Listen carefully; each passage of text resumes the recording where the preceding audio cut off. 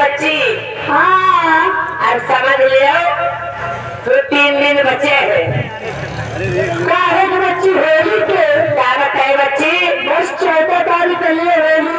तुमने हुआ हमारी क्या खा ले हमारे चाहने वाले अमृत रंगाही भांगा। हाँ उनकी तरफ से हमें 10 रुपये का पुरस्कार। त्योहार चाहने वाला ज्यादा है लेकिन हाँ लेकिन बच्चे करते हैं अयोध्या धाम पर हमारा जिला में से पर हमारा उधार है।